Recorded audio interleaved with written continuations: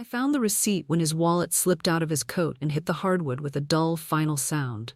It wasn't dramatic, no gasp, no music swelling, just a thin white slip sliding halfway free, the corner creased as if it had been folded and unfolded too many times to be innocent. I picked it up because I'm the kind of person who returns dropped things to where they belong. Habit, not trust. The ink was still sharp.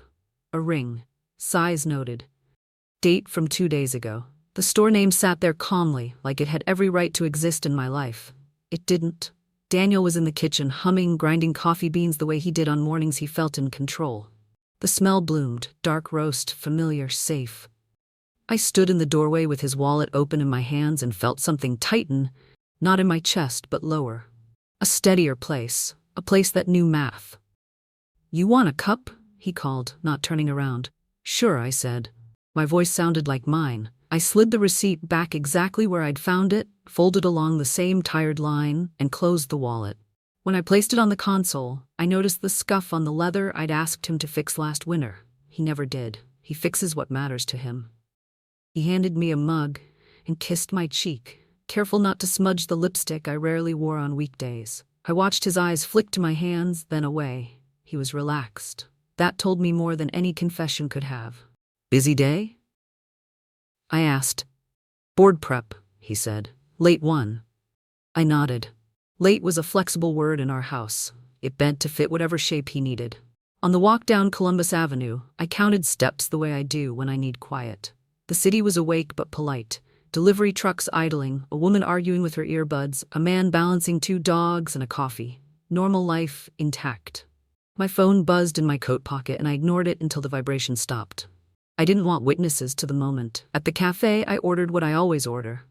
The barista wrote my name wrong. She always does. I watched the milk foam rise and fall and thought about the size on the receipt, how someone's finger had been measured, how a box would have been opened with ceremony. Back home, I set my mug beside my MacBook and opened the calendar we share. Daniel's week was a neat grid of confidence, meetings named vaguely enough to be true. I didn't click anything yet. I've learned not to rush the first move. When he left, keys chiming, I waited until the elevator doors closed before I exhaled. I took the wallet from the console again, slower this time, like a librarian handling something rare. The receipt felt warmer than paper should. My phone buzzed again. I looked. A notification from the card we keep for simplicity. A charge from the same store. Not the ring this time, something smaller, polishing cloth maybe. A detail meant to look thoughtful. I smiled, and it surprised me. Not because I was amused, because the choice was suddenly clear. I put the wallet back where he'd reach for it without thinking. I closed my laptop without saving anything. I poured the rest of my coffee down the sink and rinsed the mug until it squeaked. By the time the afternoon light angled across the living room, I had decided not to ask a single question that day. Then my phone rang. Unknown number. Manhattan prefix. I let it ring once more before answering. I answered the call without saying my name. There was a pause on the other end, just long enough to tell me the person expected a different reaction. Then a woman's voice, calm and trained, slipped through the line. "Mrs. Hale? This is Andrea from Linden & Co. I'm calling to confirm the pickup window for Saturday." "I think you have the wrong number," I said. Another pause. Papers rustled. I could picture her fingers sliding down a screen. "My apologies," she said. "The order is under Daniel's account." That was all. She didn't mention the item. She didn't need to. The assumption was built into her tone. Of course I would know. "I'll have him call you back," I said, and ended it before she could recover. I stood very still in the living room, phone in my hand, while the city carried on outside the windows. Somewhere below, a delivery truck backed up, beeping patiently. Someone laughed. Normal kept happening, even as my name was quietly replaced. I sat down at the desk and opened my MacBook again, this time not the shared calendar. I pulled up the card portal. The Simplicity card had been busy in the way men like Daniel describe as negligible. A charge for a private car service I never use. A lunch at a place he knows I hate because it's loud and slow. Small things, scattered, careful. I exported the last 60 days to a spreadsheet and named the file with a date and nothing else. No drama, just record keeping. My phone lit up with a message from Daniel. "Running late. Don't wait up." I typed back, "Enjoy your meeting," and put the phone face down. Enjoy is a generous word. It lets people believe what they want. That evening, I went for a walk through Central Park, the long way around, past the benches where tourists argue about maps and couples negotiate dinner. I stopped at a vendor and bought a pretzel I didn't want. The man asked if I needed mustard. I said no, and smiled too hard. Back home, I showered and changed, then moved the wallet from the console to the hall table where Daniel empties his pockets on autopilot. I wanted to see if he noticed the difference. He didn't. He came in close to 10, smelling faintly of a cologne he keeps for events. He kissed my cheek and reached for the water pitcher. "Good walk?" he asked. "Productive," I said. He smiled, relieved by the word. "I'm starving." "I already ate," I said, which was true in the technical sense. Later, when he was asleep, I sat on the edge of the bed and watched the rise and fall of his back. I took the wallet and stepped into the bathroom, closing the door softly. Under the harsh light, the receipt looked smaller than it had that morning, less dangerous. Paper always does when you isolate it. I photographed it, front and back, then the lining of the wallet where it had rested. Then the scuff on the leather, just in case. I put everything back exactly as I'd found it and washed my hands longer than necessary. Before bed, I sent one email from an address Daniel doesn't know exists. 2 sentences. Polite, specific. By morning, I had a reply waiting. They could confirm the purchase history tied to Daniel's account. They just needed authorization. I closed the laptop and set my alarm for earlier than usual. If he was going to spend my silence, I was going to make sure I knew the exchange rate. I woke before the alarm, the room still blue with early light. Daniel slept on his side, phone face down on the nightstand like a habit, pretending to be privacy. I didn't touch it. I don't need shortcuts when a clean road is available. At the kitchen counter, I opened my MacBook and the spreadsheet I'd named with a date. I added a column, notes only. No conclusions. The charges told their story better without commentary. I cross-checked the car service with the calendar he'd shared. A lunch that overlapped a strategy sync. A gap that didn't belong to traffic. Coffee finished brewing. I poured it and didn't sit. At 9, I walked into my Park Avenue office with a folder I hadn't carried in years. Paper changes posture. People notice. My assistant looked up. "You're early." "I'm precise," I said. By 10, I had what I needed from accounting. Nothing confidential, nothing improper. Just confirmation that the card we call Simple had been reclassified last quarter for flexibility, a polite word for permission. At 11, Daniel texted, "Can you swing by around noon?" "Quick lunch?" I typed back, "Can't. Back-to-backs." Another generous word. At 12, I stepped into a cafe near the office and ordered a salad I'd barely eat. I chose a table with a view of the door. I wasn't expecting Daniel. I was practicing patience. At 12:18, a woman walked in with the confidence of someone who knows where she's going. She scanned the room, found the counter, adjusted the strap of her bag. Tiffany blue flashed when it tipped. Small. Intentional. I didn't stare. I watched reflections instead, the window glass, the steel of the espresso machine. She smiled at the barista. They smiled back. It was a good smile. Earned. She sat 3 tables away and took a call. "Yes," she said softly. "No, Saturday works." She laughed, then checked her watch. A ring caught the light. I paid and left before my food arrived. Outside, I stood very still and let the city pass through me. I counted taxis. I named streets. I breathed until the urge to follow burned out. Curiosity makes sloppy detectives. Back at the office, my phone rang from a number I'd saved without a name. "You saw her," my voice said, not asking. "I saw a ring," I replied. A pause. "We can proceed if you want." "I want accuracy," I said, "not speed." That evening, Daniel came home buoyant, a little too pleased with himself. He talked about margins and timing and how people panic when they shouldn't. I listened the way I always do, with my eyes on his hands. "What are you thinking?" he asked, reaching for my glass. "That some things look better from a distance," I said. He laughed. "You and your metaphors." Later, when he showered, I moved the folder from my bag to the desk drawer I keep for taxes and wills. I added one thing to it, a receipt from the cafe, timestamp 12/21. I wrote nothing on it. Before bed, an email arrived, forwarded to the quiet address. A confirmation of a Saturday pickup window. Discreet, flexible, paid in full. I closed the laptop and set my phone on the charger face up. If Saturday had a window, I intended to stand where the light was. Saturday arrived clean and unremarkable, the kind of morning people mistake for forgiveness. Daniel left early, dressed too carefully for someone who claimed he was just picking something up. He kissed my cheek, checked his watch, and asked if I wanted anything from the bakery. I said no. He nodded, relieved. Relief is always louder than guilt. When the door closed, I waited a full minute before moving. Not for drama, for habit. I poured coffee, rinsed the mug, and carried my coat to the chair by the window. The email confirmation sat open on my MacBook, the pickup window highlighted like a polite dare. I didn't follow him. Instead, I walked 3 blocks south and took a car the rest of the way. The driver asked if I was in a rush. I said I was on time. He liked that answer. The store sat just off a busy street, elegant enough to feel permanent, quiet enough to forget names. Inside, the air smelled faintly of citrus and polish. A woman at the counter looked up with professional warmth. "Pick up?" she asked. "Yes," I said, and gave Daniel's last name without adding mine. She didn't blink. She checked a screen, nodded once, and disappeared into the back. While I waited, I studied the cases, not the rings, but the reflections. People tell the truth when they think they're invisible. The box arrived on a small tray, Tiffany blue, smaller than I'd imagined. The woman slid it toward me with both hands. "Signature, please." I signed my own name. Legible. Calm. She hesitated just a fraction. "Would you like it gift-wrapped?" "It already is," I said.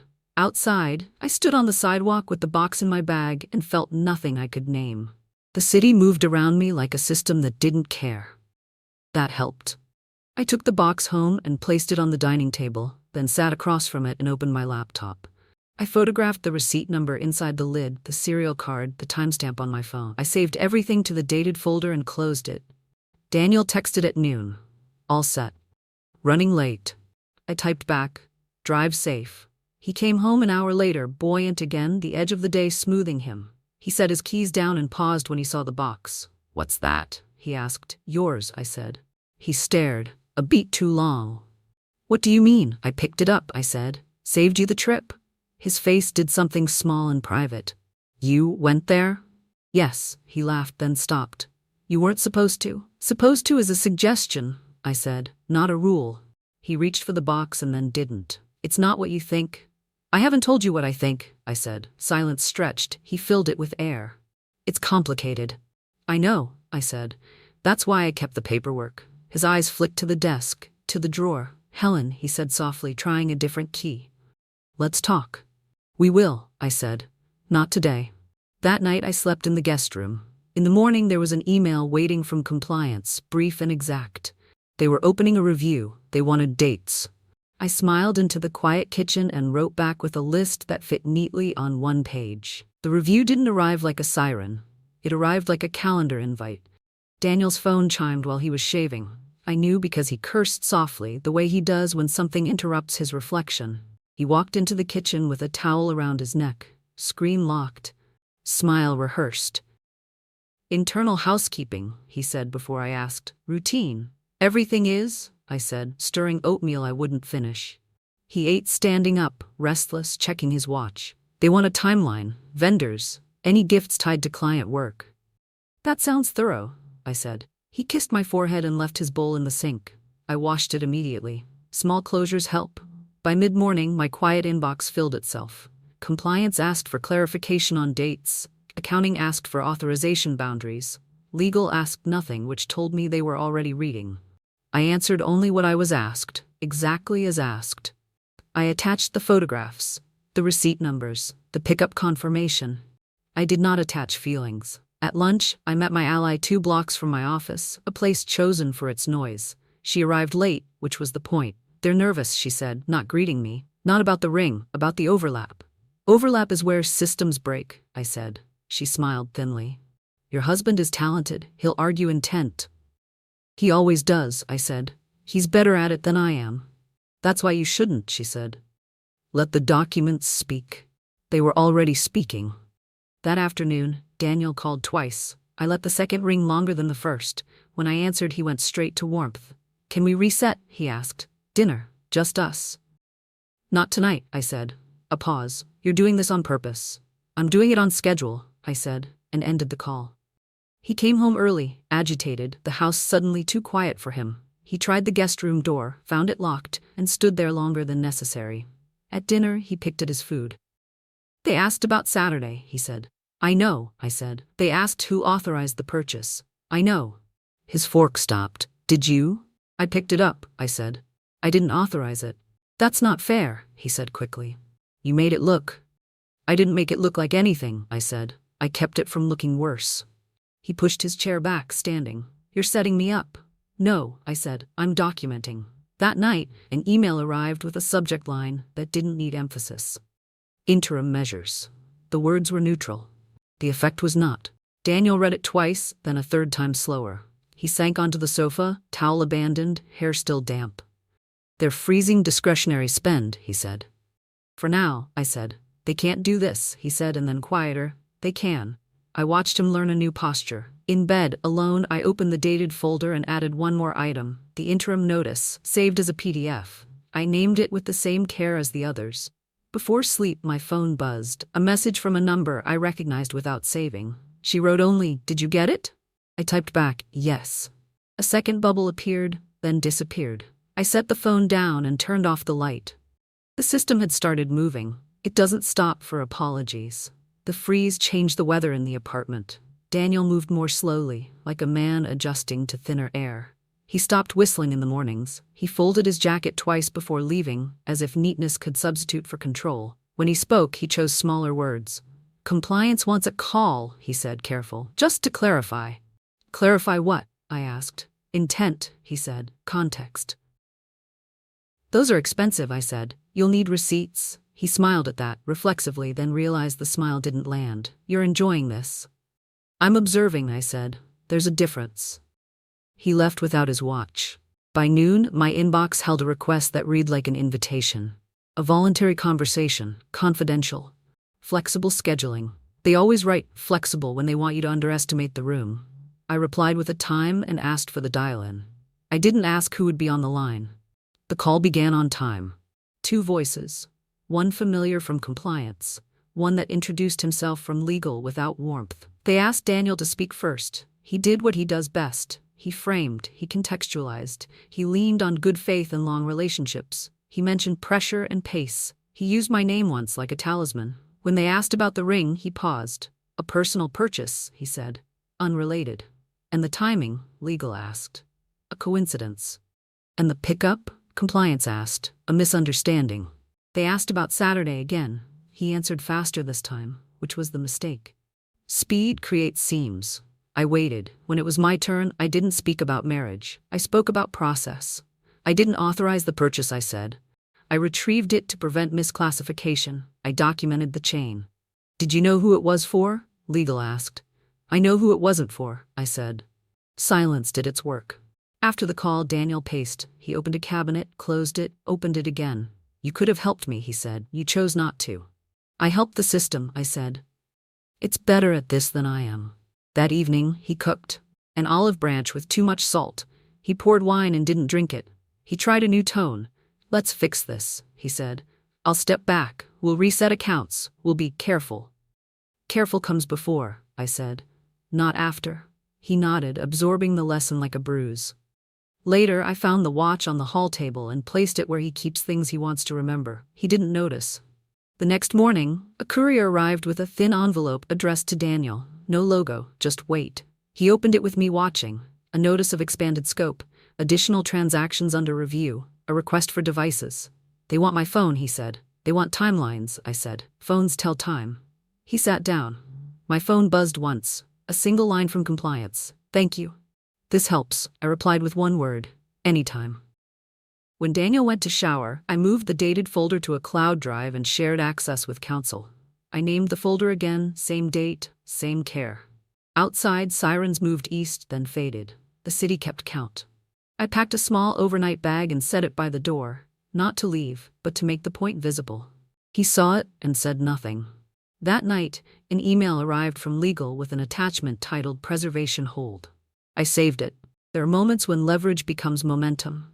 You don't push. You step aside and let gravity finish. The devices left the apartment in a padded case carried by someone who didn't introduce himself.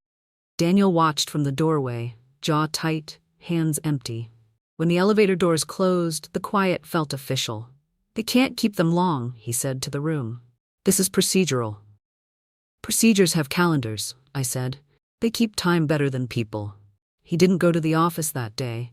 He sat at the dining table with a legal pad he didn't write on, refreshing an inbox that stayed stubbornly calm. At noon he tried charm again. "We should get ahead of this," he said. "Joint statement, unity." "Unity requires agreement," I said. "We don't have that." At 2 my phone buzzed with a number I hadn't saved but knew. Compliance again. This time not an invite. "They're widening," she said. "Gifts tied to vendor access, messaging overlap." "Understood," I said. "There's something else," she added. "Media is sniffing. Quietly." "I prefer quietly," I said. She exhaled. "So do we." Daniel came alive at the word media. "You told them," he said, not accusing, calculating. "I answered what I was asked," I said. "That's the same thing." "No," I said. "It's adjacent."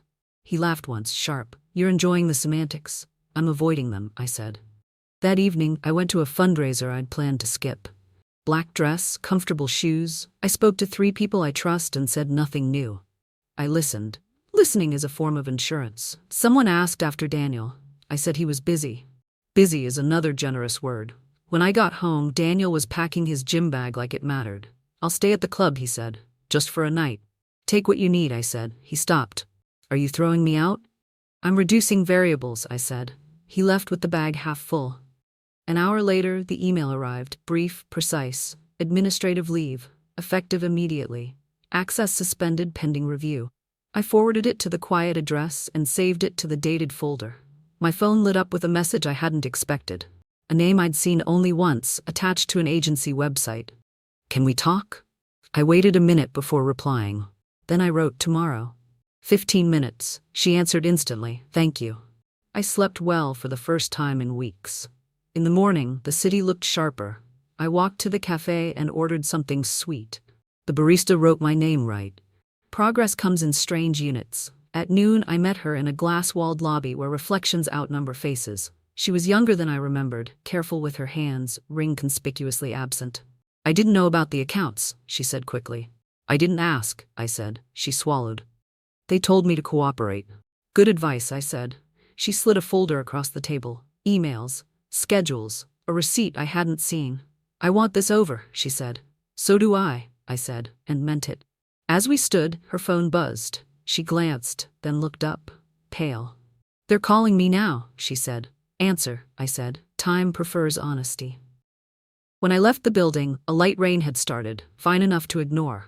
I didn't open my umbrella. By the time I reached home, there was a voicemail from legal. One sentence, clean as a cut. "Next steps confirmed."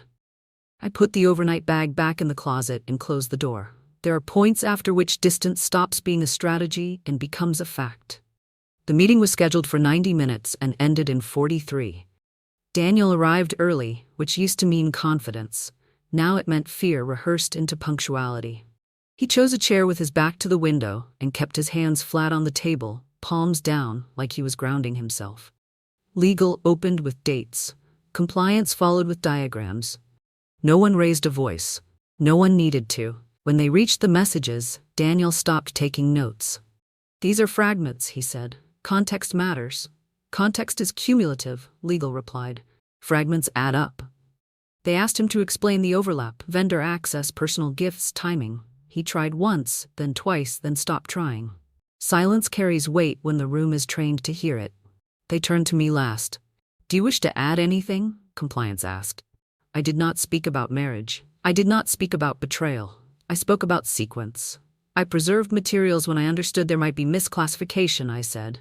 I did not interfere. I documented. "Did you benefit?" legal asked. "No," I said. "I prevented further exposure." They nodded.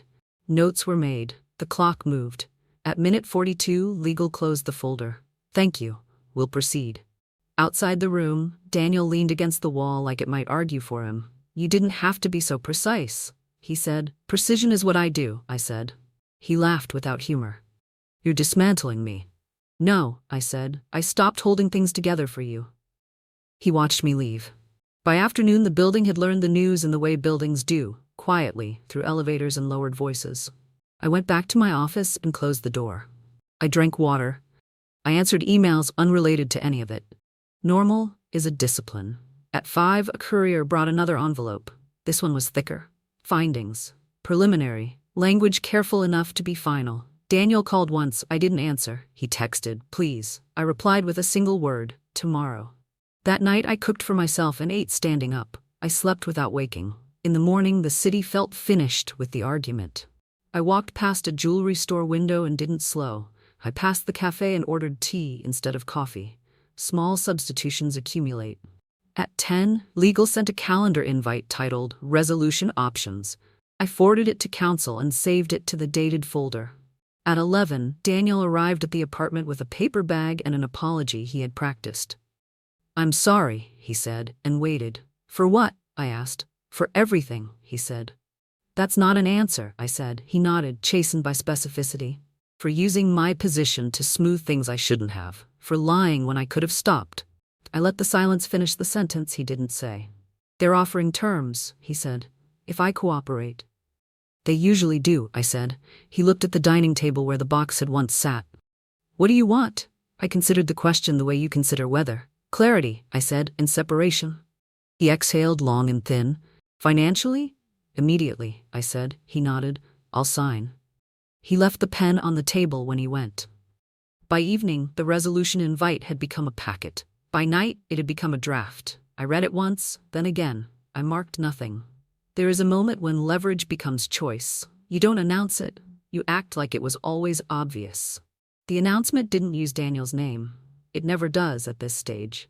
It spoke in nouns and process, organizational changes, interim leadership, a commitment to integrity.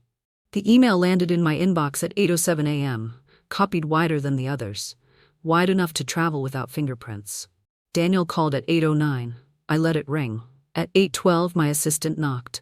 Do you want me to clear your morning? No, I said, keep it. The city had decided what day it was. Meetings moved forward. Elevators filled, people adjusted. That's how power works when it's not theatrical. By 10, the first article appeared. No photo, no quotes, just a careful paragraph buried below the fold. A mention of administrative leave becoming permanent. A phrase, internal review concluded. Daniel texted again, they made it public. I replied, they always do. He arrived at noon without calling first. No jacket, no watch. He stood in the doorway like a guest who'd overstayed. They're offering severance if I sign today, he said. Non-disparagement, cooperation. And the investigation? I asked. Continuing, he said, but contained. I nodded.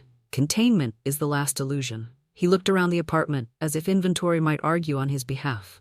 I need time. You had time, I said. He swallowed. I need help. I considered him the way you consider a map after the route is changed. I'll help you exit cleanly, I said. Not stay. He sat. What does that mean? It means you sign, I said. You comply. You don't improvise. And us? He asked. There is no us in the packet, I said. He rubbed his face, a gesture stripped of its usual confidence. I never meant to hurt you. I know, I said. You meant to benefit. He didn't argue. He couldn't. That afternoon, my phone filled with quiet confirmations, accounts separated, authorizations revoked, a wire scheduled to restore what should never have moved. The numbers aligned without ceremony. At 4, counsel called. They'll finalize by close, she said. You're protected. I know, I said. At 5, Daniel stood to leave. He hesitated, then placed his keys on the table, not slid, placed. I'll come back for the rest, he said. Coordinate, I said. He nodded and went. I opened the windows and let the city in. Sirens, laughter, the scrape of a chair somewhere below, normal asserting itself. At 7, another email arrived, this one internal, this one final. Leadership transition effective immediately. A sentence about values. I forwarded it to the quiet address and archived the thread. Later, alone, I took the dated folder and moved it to an external drive, labeled once, and put it in the safe. Not because I would need it again. Because completion deserves a place. Before bed, I walked past the hall table where his watch used to live. The space looked intentional. There's a point when consequences stop arriving and start settling. You don't feel triumph. You feel alignment. Tomorrow would be paperwork. Tonight, I slept. Morning came without argument. Paperwork first, coffee second. I signed where the tabs told me to, initialed the margins, and asked one clarifying question that mattered. The attorney answered it cleanly. Clean answers are a luxury you earn. By 10, the accounts stood apart like neighbors who wave but don't borrow sugar. The wire landed back where it belonged. No flourish. Numbers settle when you stop asking them to perform. I walked to Central Park the long way, past the benches that remember everything. A man tuned a violin under the arch. The notes carried and fell without apology. I sat until the piece ended and clapped once, alone. He smiled and nodded, a small exchange between strangers who understand timing. Back home, I packed the last of Daniel's things into 2 boxes, not 3. 2. Shirts folded the way he liked, cables coiled, the watch placed on top, face up.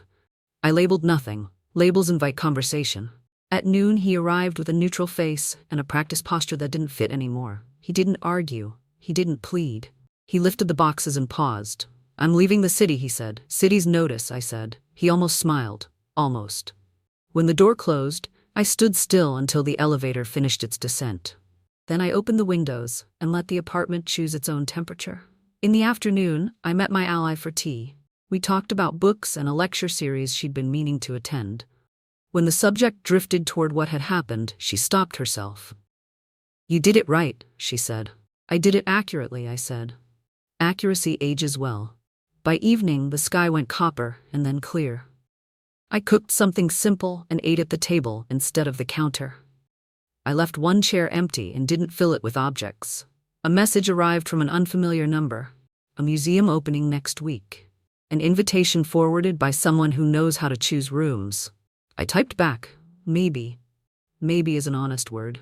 Before bed, I took the small blue box from the drawer where I'd kept it and opened it one last time. The ring caught the light and gave it back without asking.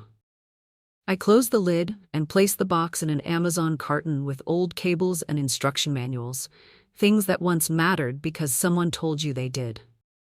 At the recycling room, I broke the box down and flattened it. The sound was final enough. When I returned, the apartment felt finished with the story. I set my alarm for a time that suited me and placed my phone face up on the nightstand. There's a version of power that looks like control. There's another that looks like space. I slept in the space. 3 months later, the city had changed its mind about the season. I noticed it the morning the light stayed longer on the kitchen floor, warm enough to make dust look intentional. I stood barefoot with a mug that steamed less than it used to and listened to the building wake up, pipes ticking, a door closing 2 floors down, someone laughing on the sidewalk like they had time. My days had found a rhythm that didn't require explanation. Work filled the hours it deserved and stopped where it should. Lunches happened without agendas. Evenings stretched, quiet but not empty. I learned which parts of silence were restful and which ones asked to be filled. On Saturdays, I walked to Central Park with a book I sometimes opened and sometimes didn't. The violinist under the arch had a new case, scuffed in honest places. We nodded now.